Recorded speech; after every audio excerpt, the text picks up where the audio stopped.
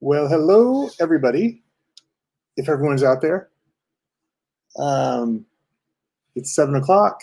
We're going to have our special session on remembering stuff and helping you with sticking to the facts and removing some of that anxiety that you might have for tests. So I am your instructor. Here we are, kind of in person, sort of.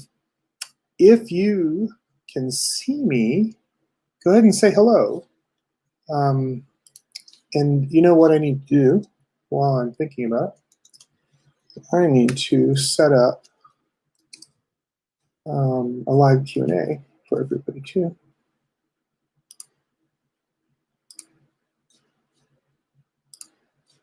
All right.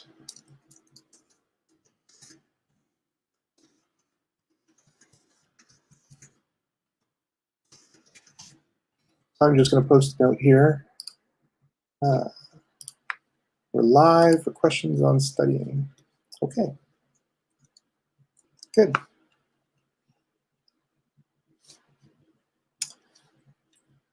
All right. I don't see anything comment-wise yet, so I'm going to give a minute before we start to see. Sometimes there's a delay between what I'm saying and what you are seeing. So give that a few more minutes.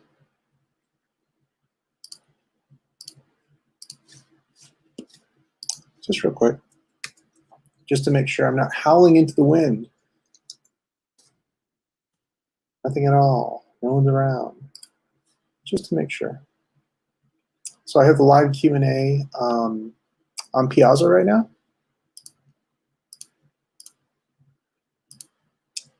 And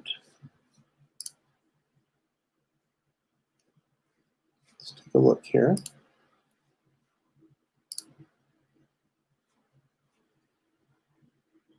Where we are. So like I said, please, hey, oh, there we go. People, yay. Breath of fresh air. Great. This is a little awkward. A lot of times I would do this kind of thing in class itself. So, you know, we may do, and this is our online class, so that's okay too.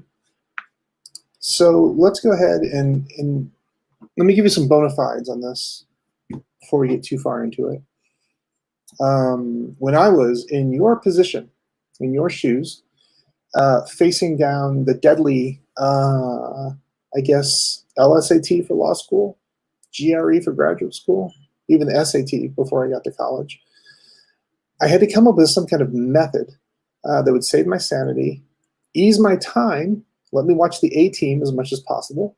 So I had done a lot of work in magic tricks. I know this sounds really awesome to all of you, but there's a magician named Harry Lorraine. And Harry Lorraine would go into an auditorium and he would memorize the first 100 or 200 pages of the New York phone book. And he would just give out the names like midway through the show. He would meet every single person before the show, ask them to stand up. Say, stand up. And then he would just say the names of every person that he had met, and they would sit down. In the end, everyone was sitting down. So there is a technique, and I call it the Harry Lorraine memory technique. There's a book called The Memory Book. It came out first edition probably 1958, something like that. Maybe a little later. Anyway, but the techniques behind it are really solid, and that's what I want to tell you about tonight. You can tell I dressed up. I was doing lawn work. Sorry. All right, first, there are two pieces to, hello, Gina. There are two pieces inside of this that craft all this together. And we'll deal with the first one, and we'll actually deal with it in economic terms for the exam. So the two pieces, number one, and you have to use your imagination on some of this. And this sounds goofy. It is goofy. The whole point is to be goofy and to be creative, and you're going to link things. So it's called the linking method. So let's just say that you're going to the grocery store and you have a list. Instead of writing down the list, you need to think about things in terms of something really strange and bizarre and link those pieces together. And in your mind, that will be the list that you will remember from one to the other. So let's say, first thing on your list, I don't know, you're going to get some apples. Okay. So you're thinking, I have to go to the grocery store. So what you need to do is picture an apple in some weird way. And this is all going to be personal to you. But an apple, really bizarre, twisted, odd kind of thing. So it could be that you're driving a car shaped like an apple. You're driving an iPhone that has an apple on the back of it. You're picking an apple from a big orchard, but the tree is really tiny. Anyway, so you come up with some really weird thing about apples. The next thing, so I would think a giant apple that I'm driving on little bitty wheels, and I'm behind the wheel. Big apple, I'm going down the road. I'm taking all the lanes. Everyone's screaming, yelling at me. That's okay, because I can just shoot out some applesauce. So big apple, number one. Then I link that to the next issue. So the next thing I'm going to buy at the grocery store, let's say it is cereal. So granola. Let's say it's granola. Okay, so I'm going to picture all these oats and all this kind of stuff. So I'm driving in this big car, and then I tear through a field of wheat, but instead of wheat, it's just a bunch of that old oat guy on the oat containers. So big oat containers full of the guy with the mustache. I might have the wrong guy. That's okay. It doesn't matter as long as I solidify the crazy story that's happening. So I'm driving my little apple thing. Go through this field. All these people have oats. Now, here's the thing. The secret in all this is you make it look ridiculous in your mind. You really have to visualize it. The words don't count. You have to visualize it. The apple in a big car, oats, crazy stuff. So it might be that you visualize something that's not completely appropriate. It could be really strange, something that probably you don't want to share. It's something that resonates with you. So it could be someone sowing their oats, for example. But the thing is, those words don't matter. Sowing oats, what does that mean? You have to actually see something in your head. That's what I'm saying. It's a big apple, and then there are containers of oatmeal, and then I know, oh, that's oats. And then, or it could even be better that I'm going down the road and there's an old Volkswagen in front of me, a Volkswagen bus, and all these people have giant teeth, and they're crunching because they're granola eaters, and they're like hippies from the 60s, and they're eating a bunch of granola. And I hear the sound, just crunch, all this granola. That'd make more resonate for me. So we got apple, granola. Okay, it seems like this is a long way of going about stuff to do 2 items. And it is at the beginning. But once you start doing it, and you've linked the apple to the granola, to whatever it is, dog food, to milk, whatever it is, and you make a ridiculous image in your head of all these things, it will stick with you.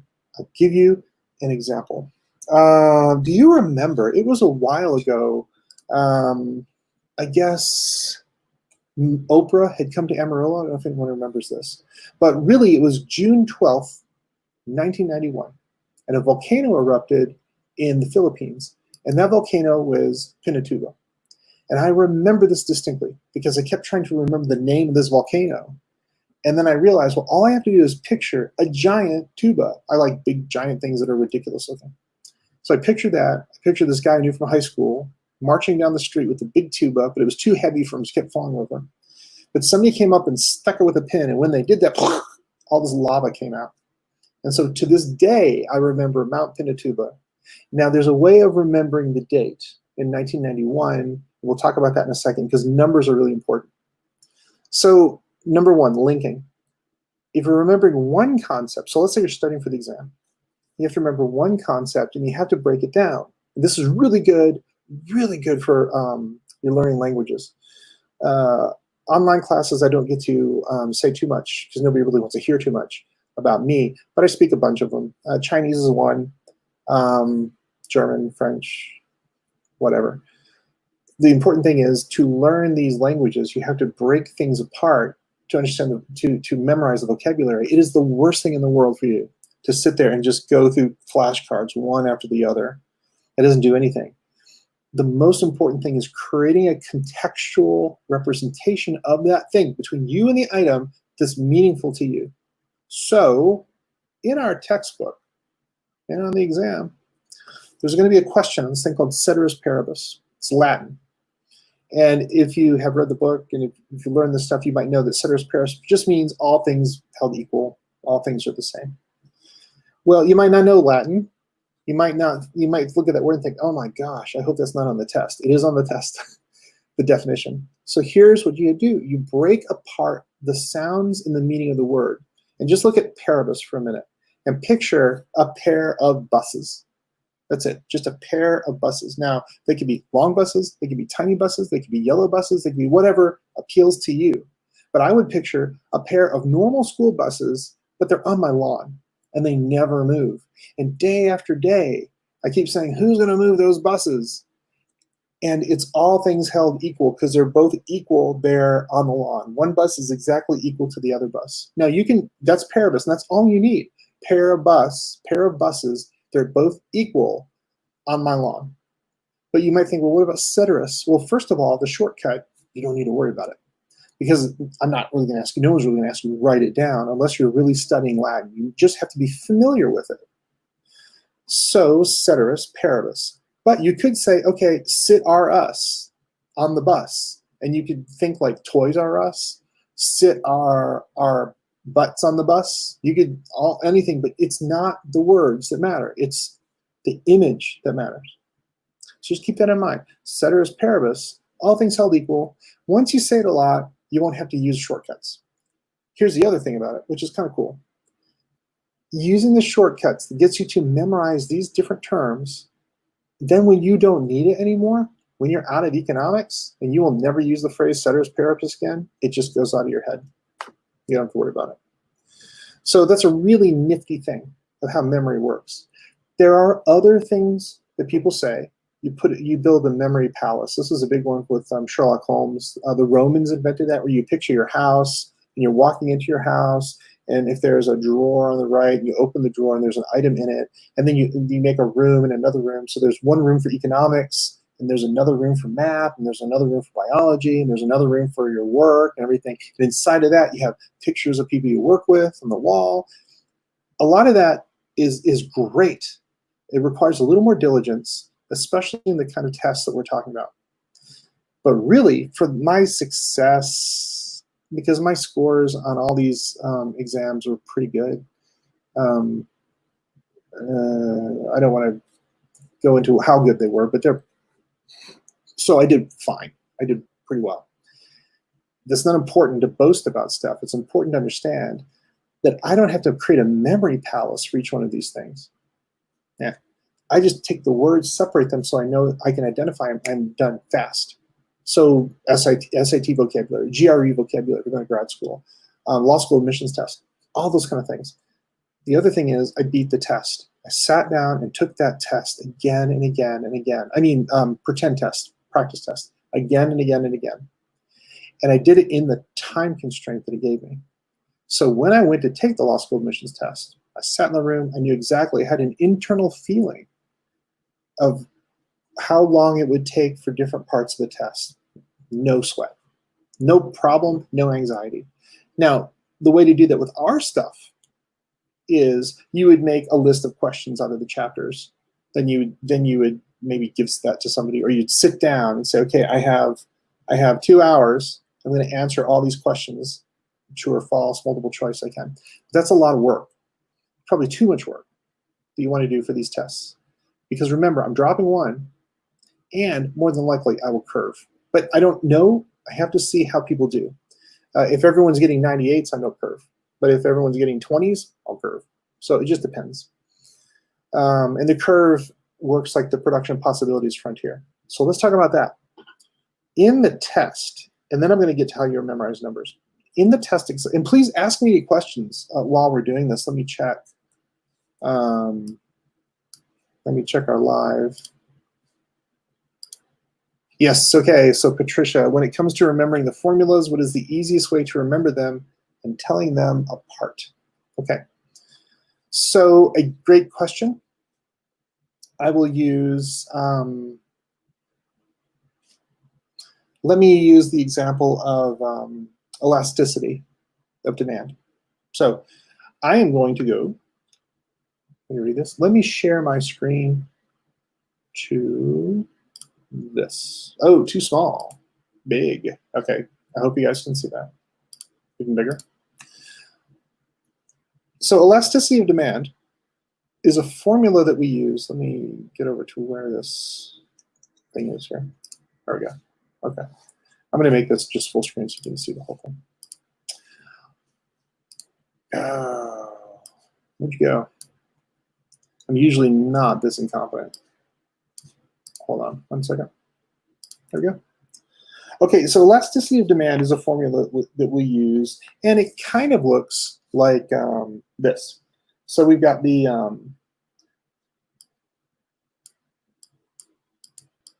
that's a D. Elasticity of demand is equal to, we get the change. So this is, oops. So this is the delta, the change in quantity demanded divided by the change in price. That's P. It looks terrible. What is that? Somebody sat on it. All right, let me do this. P. So that's the formula. It's relatively straightforward, but here's the thing. I don't even want to memorize this. I just know elasticity is a rubber band. So I know that the rubber band, this guy, will stretch out. So it is elastic as it stretches out. It is inelastic when I cannot stretch it. So one, visualize that. That's elasticity. So you're done with the idea of elasticity. You can think about it in terms of sweatpants at the holidays. My demand for pie is elastic because my sweatpants have increased, or inelastic, my demand for lima beans, that kind of thing. Okay, but this is the problem here, this formula. The quantity demanded over the change in price. So look at these two things, Q and P, and just think of this. Quarter pounder. So Q over P, and then you can apply the elasticity of demand to cheeseburgers. Just remember, it is Q over P, or the quarter pounder. And just picture this as the burger. Here's like the, I think a quarter pounder has just one slice. It's not like the Big Mac has a bunch of bread, but one thing of meat right here. And just remember it as the quarter pounder. So in a formula, just break down the things you see on the screen and attribute those things to visual representations. E equals mc squared. You know, this is the famous one in general relativity. This, instead of elasticity, this means energy right here. Energy equals matter times the speed of light squared. Well, I know that one because I use that one all the time, but if you're just staring at it, you need to remember it. What? So you just know that E is energy, and you could give it some kind of energy, and then over here, you could attribute any kind of value to this. So it could be a motorcycle that's cruising down the road, and you need to go faster, so give it more for energy, and you want to go twice as fast. Here, it could, if that's relevant to you, it has to be important to you. I don't ride a motorcycle, I ride a bicycle. So I would think of this in different terms. But use the letters in a formula to craft a story for you that will help you understand the relationship between things. I'll show you, let me erase. Wait, there's a way of doing this. Yeah. So I'll give you another example. I'm looking through the book right now. You guys can ask me questions. I'll peek at the thing here in a second. Someplace. Let's. I know it's in one of our chapters. Let's take a look at the production possibilities frontier. Okay. So here. Oh, come on. Here. Why? Okay, so we got this graph, and one of the things inside of this is we know that when you do something, right, we see this kind of thing, and we know that there are points, right? So you're building something, and this is efficiency. This is you want to do things upon this graph to make it efficient. So when you're outside of this, it is inefficient. So this place right here, this is impossible. You can't do anything up here. You don't have the money. You don't have the time. Impossible. This is hard to write with a mouse. So let's just say that this is grain, and this is hours. This is time. Well, you know that you cannot grow or pull in crops if you're at hour 58 in a day, because they're not hours. They're not 58 hours in a day. But down here, this is where you are inefficient, where you need to do more than not. So if I asked a question, and if I said, well, where on the graph, and actually, you know what, I'm just going to pull this up so we can actually take a look at it. You get the real thing instead of me just kind of speculating about it.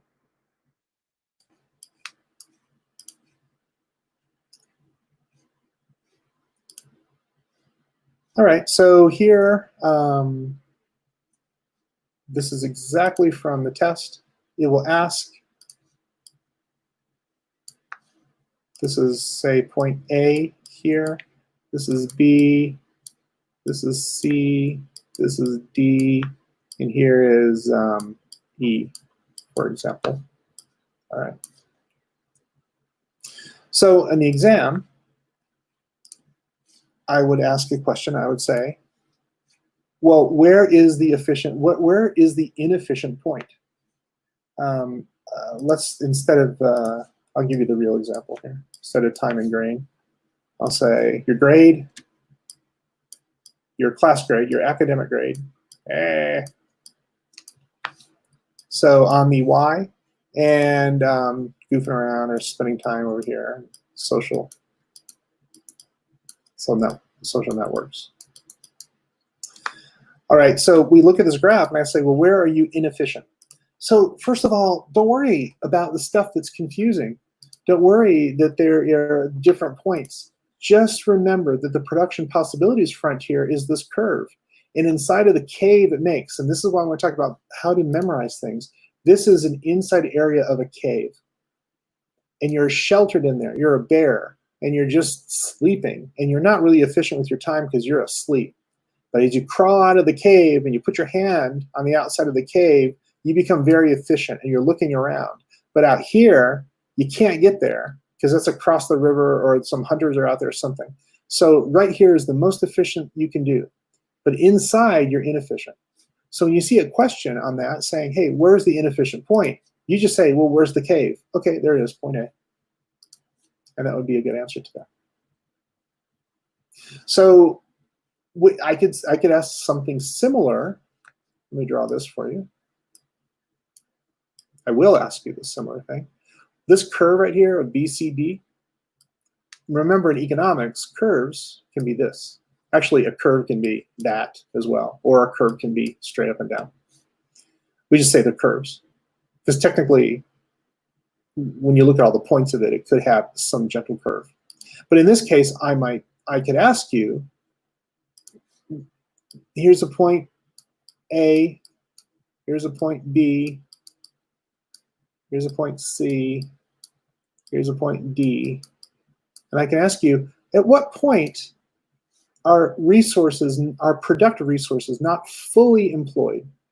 At what point on this graph right here, are we not really using resources the best way we can? This is analogous to this graph right here. All you gotta do is say, well, who's in the cave? You're hiding in the cave. We're not using resources the right way. It's just like here, we're hiding in the cave and we're not effective. Same thing. So it would be point D.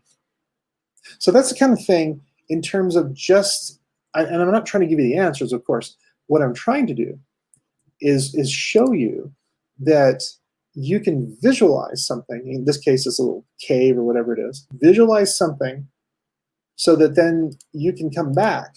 I'll make, yeah, there we go. Hello. You can come back and then really see it in your mind, just like QP, quarter pounder. Now the change of Q over the change of P. So that's kind of what would be the answer to that kind of thing.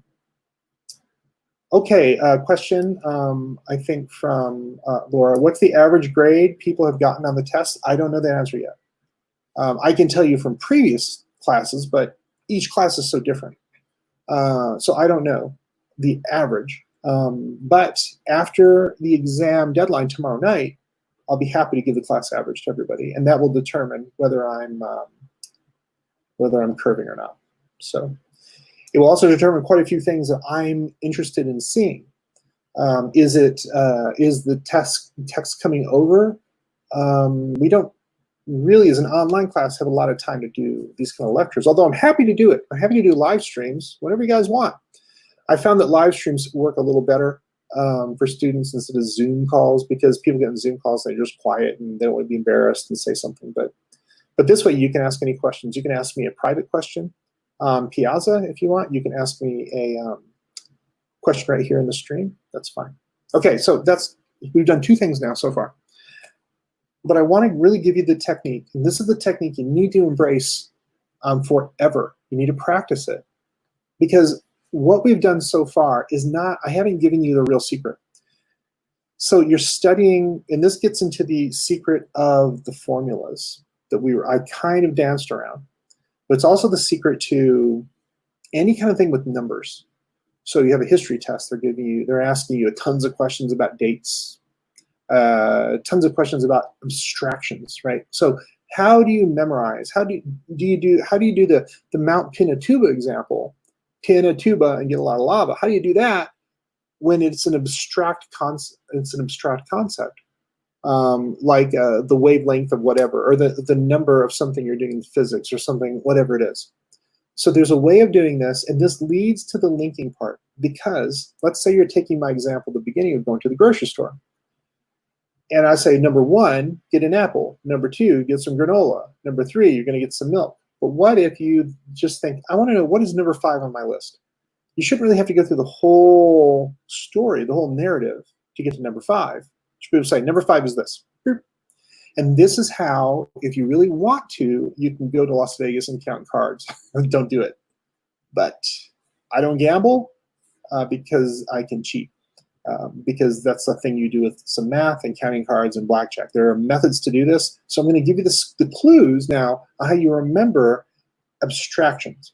So it's not tricky, but you might think, what are you talking about? So first of all, rules on this one. And please keep asking questions. This is great. I hope I'm giving you the answers that you need. Everyone wants to know exactly about the test instead of the techniques, I guess, to learn. But what other type of questions can we anticipate aside from graphs? Everything is either going to be true, false, multiple choice. No essay questions. There are a lot of these questions, so you're going to have to budget your time. But I'm not going to push you on answering short answers or really ruminating about things or doing any complex math. There might be some simple math, but not anything really complex.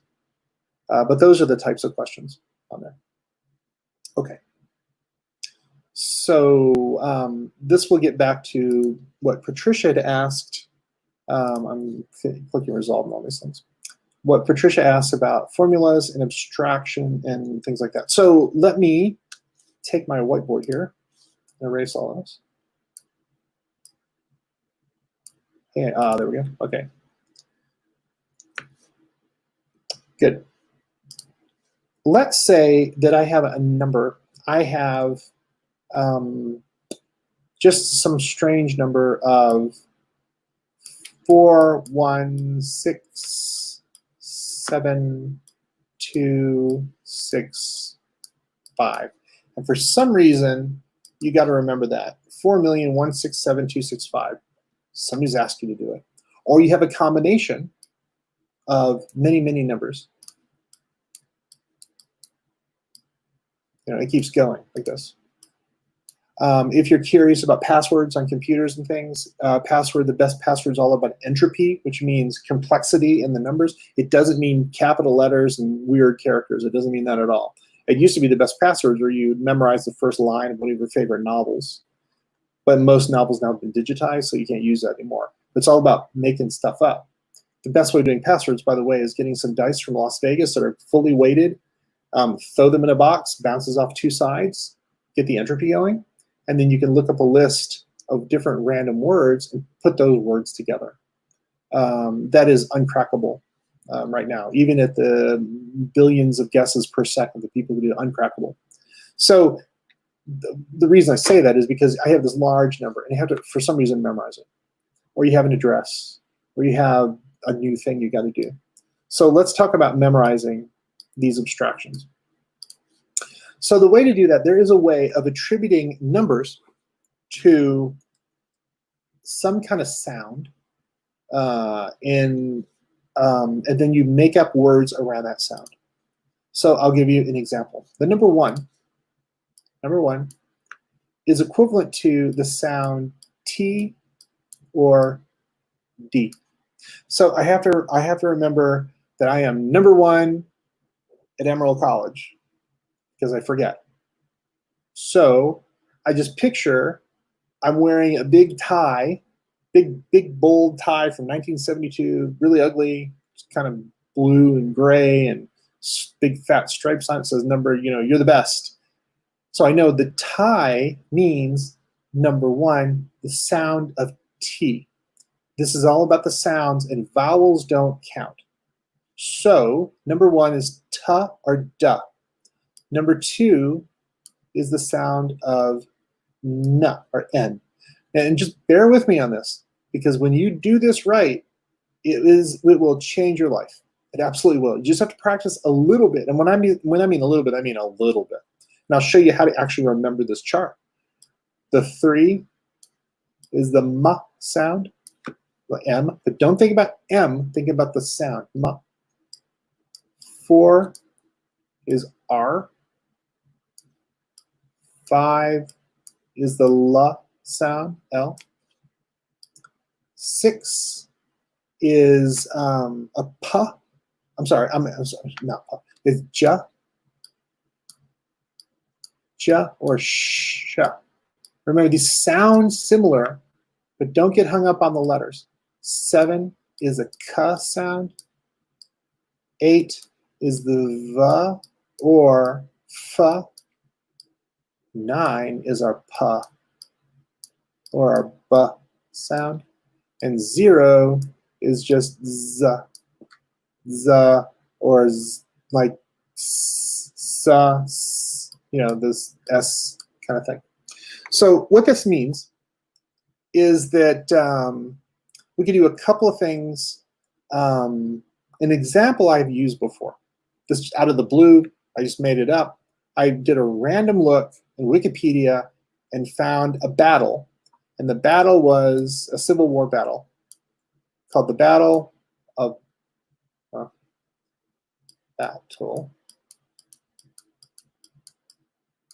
I cannot write. Battle of Balls Bluff.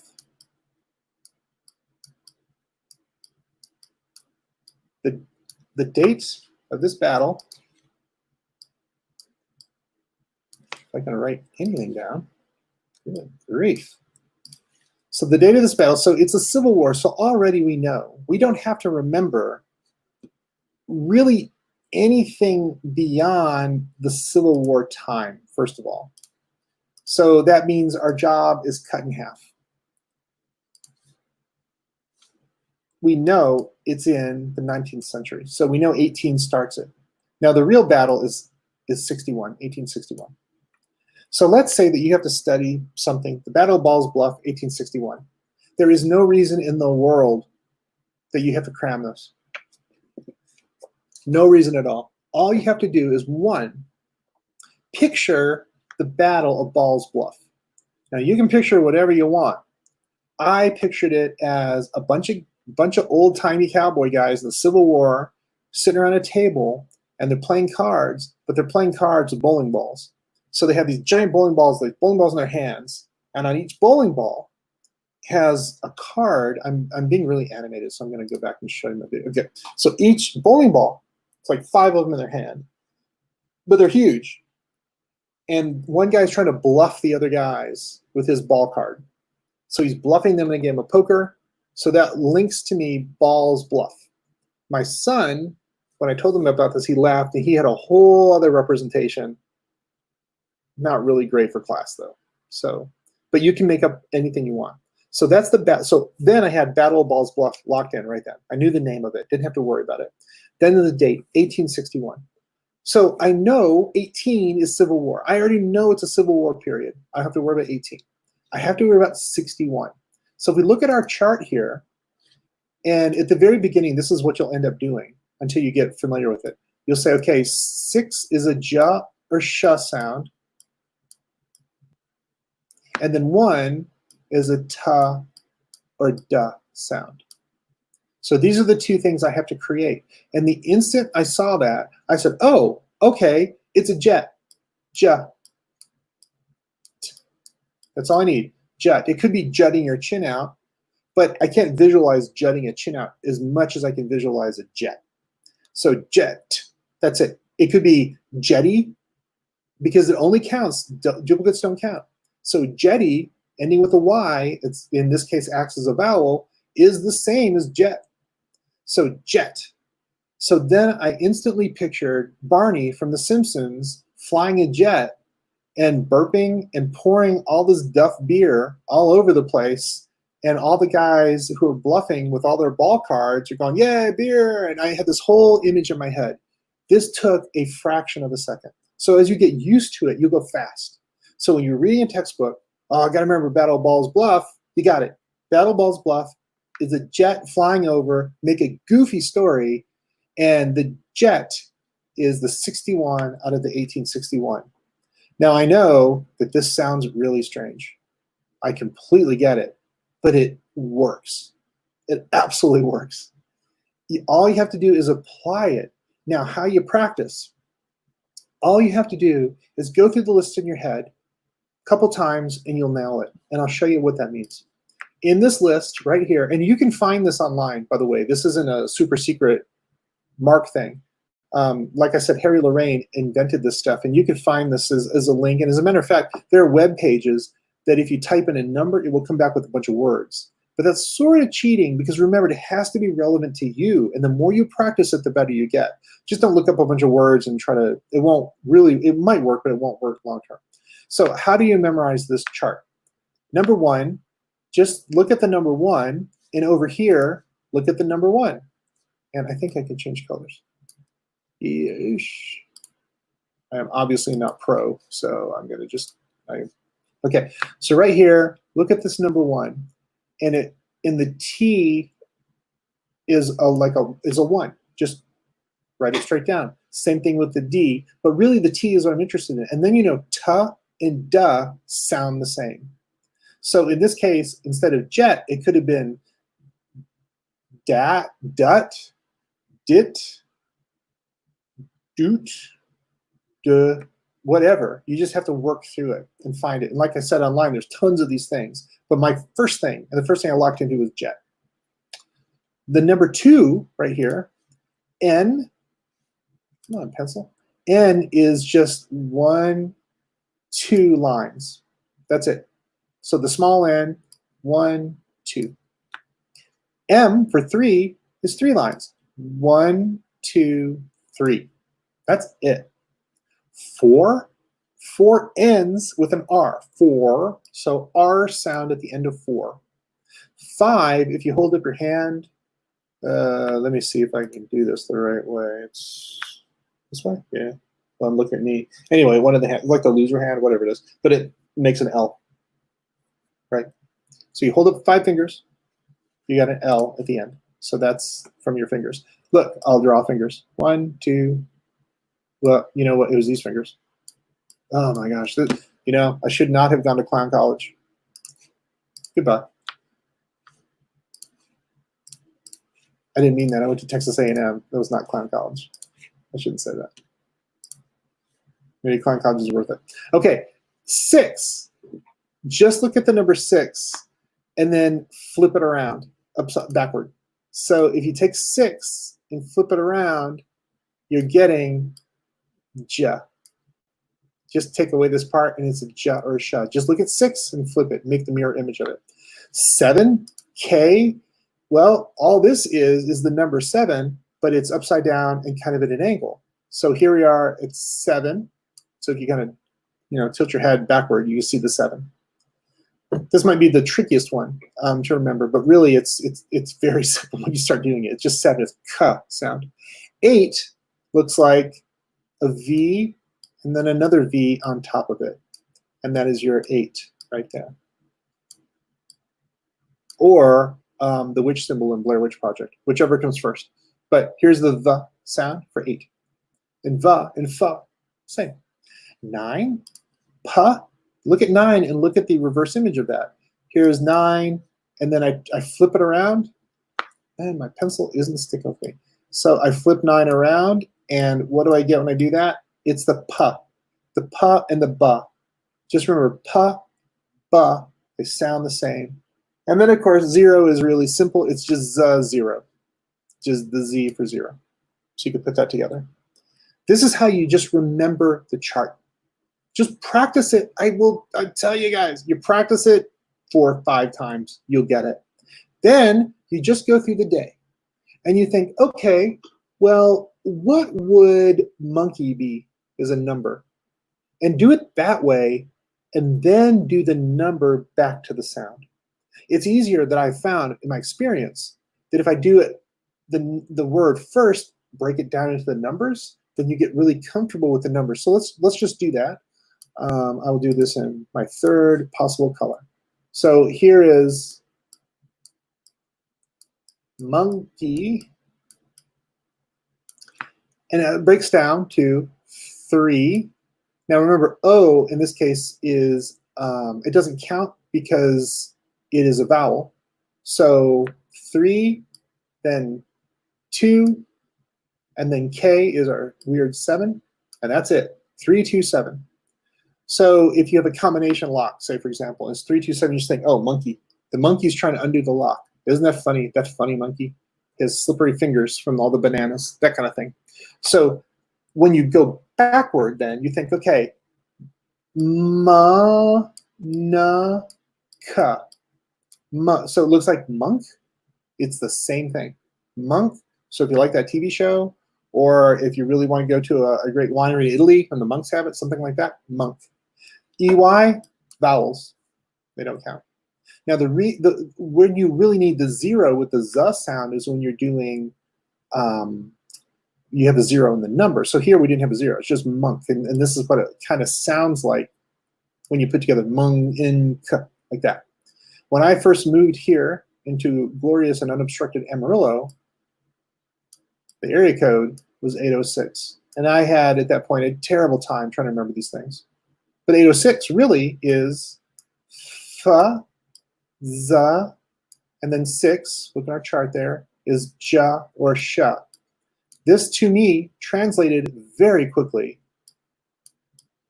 as fuzzy shoes.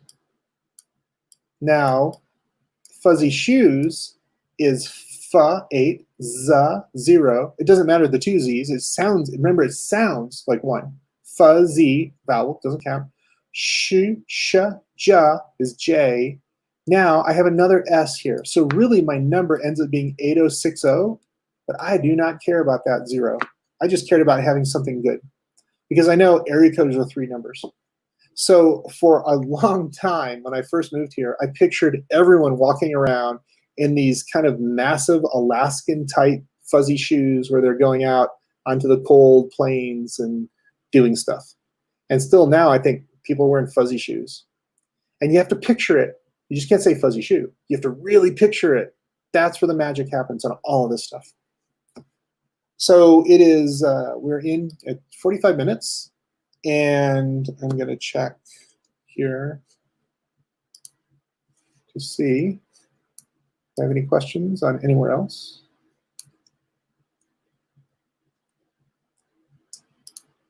Let me, I've got these different browsers. And I use Chrome for the class stuff because, you know, why not?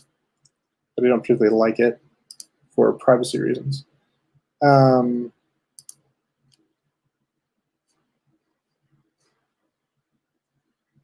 Okay, let me double check here. So any questions on that stuff for everybody? I'll tidy up some of the answers here on the live Q&A in case you need to write something. But that's it. So these are specific techniques to help you learn things. You got to apply them. You just can't do it. You got to really apply them and apply them to the content. So I'm going to look right now in the textbook. Elasticity of demand, we already talked about that. The change, the quarter pounder, the Q and the P over that. How do things shift back and forth? Well, what is highly elastic? What is inelastic? Unitary elastic? Just apply all this stuff to that. It works great. What shifts the curve? How do things shift the curve? What shifts left and right? Well, you can think, okay, I've got something in my left hand that is really poisonous and something in my right hand that is like a gem or a diamond, or reverse the hands. And then picture the things, okay, are they going to be poison? And really picture it, I've got to drink the poison, or I've got to go and shine the gem or the new car keys to the whatever. Just use all these techniques together. But there is no reason that you should go through any kind of prep for an exam without reading once and just kind of knowing it. You just apply these techniques to it. So this saved my life. When I was in grad school, undergrad, I would read the chapter and I would just nail it because I would apply the stuff as I was reading it. The extra benefit of that is you're reading actively. A lot of people read and highlight, and I see people's pages are highlighted all over the place. That does some stuff, but not really. If you're highlighting every word is meaningless. But if you're actively doing things using these memory techniques, you're actively thinking about putting a pin in a tube and having the tube explode into lava, or taking these numbers. I mean, you can even do it at the page level. So if I said elasticity of demand and look at that formula and say, oh, well, formula, and I say, okay, that's on page 122. So 122, well, no, I'm going to use a real page. Let me just make up a page. What am I doing? So let's look at, okay, the price elasticity, the formula, page 116, okay? So let me go back to my board here.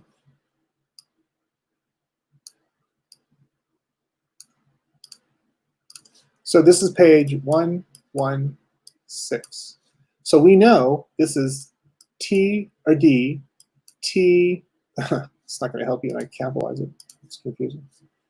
Ta, da, and then 6, of course, invert the 6, so we get the ja, or the sha. So I got ta, ja. Well, ta, ja, tat. It could be a tattoo of on your jaw, right? A tattoo jaw, a tattoo of a shoe on someplace. Maybe there is an elastic shoe and you're trying to wear it and it keeps falling off because the elasticity is broken and it's tattooing your foot because you keep stepping on something, whatever. Whatever it is, just break it down real fast, take a glance at it, because of course our exams are all open book. I just assumed that was implied and everything. You just have a lot of questions, so you're not gonna have time to find everything. But if you say, okay, I just know elasticity of demand, I'm demanding that shoe tattoo, I just know it's 116 on the textbook and you flip right to it. As a matter of fact, this is actually faster than looking through an index or doing a search, really, because you're actively involved with learning and memorizing instead of just being a passive observer in reading the stuff and kind of blanking out. Because I know how it goes. You're going to read a thing, and then you think, what did I just read? And Netflix is crawling at you saying, hey, watch me. So I get it. All right. I hope that helps you. It's been 50 minutes of me yapping, a few questions, but please, this doesn't do a thing unless you apply it. It doesn't do anything unless you really practice it. And yes, when we would go to national parks and the kids were small, and we were on hikes at Yellowstone, and I would really actually do this. I would say, hey, break down this stuff. Here's a number, tell me what the words mean, and they would do it. I said, well, give me a word and we'll break down to a number, and they would do it. What happened was that all my kids have received massive scholarships at all their different schools. My one daughter had a full ride for school. I want to attribute it all to the memory technique. I know that's not true, but maybe it's part of it. Because what happened was it eased the burden. It made things less stressful than they otherwise would have been. She's very diligent, very hard worker too, very good studier. All my kids are, but it eases that burden a little bit. Okay. So please ask me. This is the last chance we have. I'm going to check.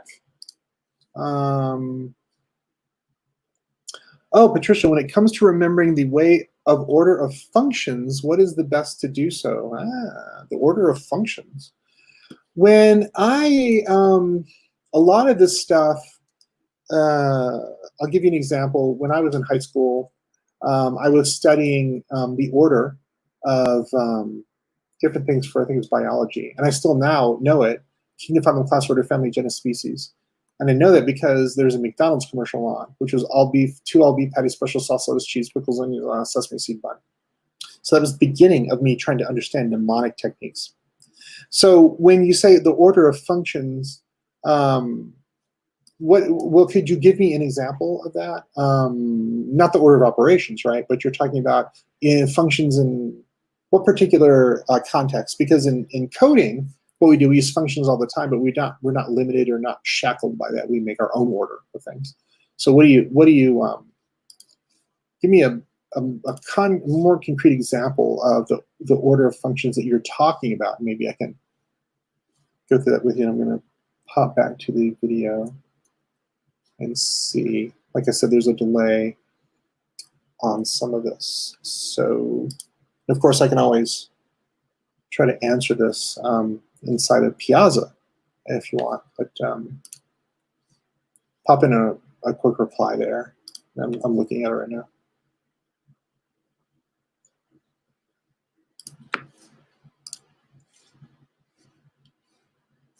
It's very quiet. So quiet, painfully quiet. Nothing happening. Well, I'll tell you what, since this is just completely awkward, Patricia, if you're still there, you've asked about formulas before, if you could put in an example, and then I will put in what I would do for that. So just put that in the reply in the discussion. Let's just discuss it. If, by the way, I will leave the Q&A up.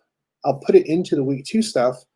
And if you have any question like, oh, I'm studying for this, or how would I memorize this, or how would I apply that? When you're trying to figure out why the order of why things happen, okay?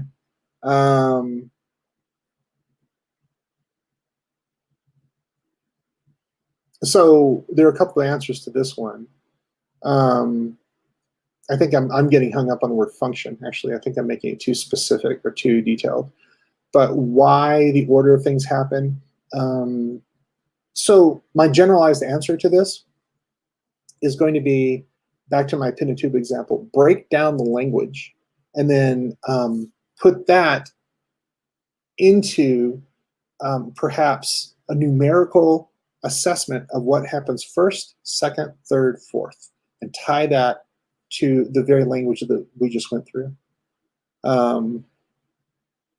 That's a bad answer, I think, but I'm trying to figure out to give you something specific. So, okay, but please write more on that. Say, hey, here's a specific thing, and then I can write something for you. Okay, Gina. All right, it's completely new to you. Give it a shot. Just don't give it a shot. Dive in, because it helps you with everything from now on. Really does. From appointment times the phone numbers. I know everyone has their smartphone phone number. You can remember it all. Okay, guys, that's it for me. I'm going to go and get a sandwich. I think my family has eaten, but I'll spend time with you. I will see everybody later.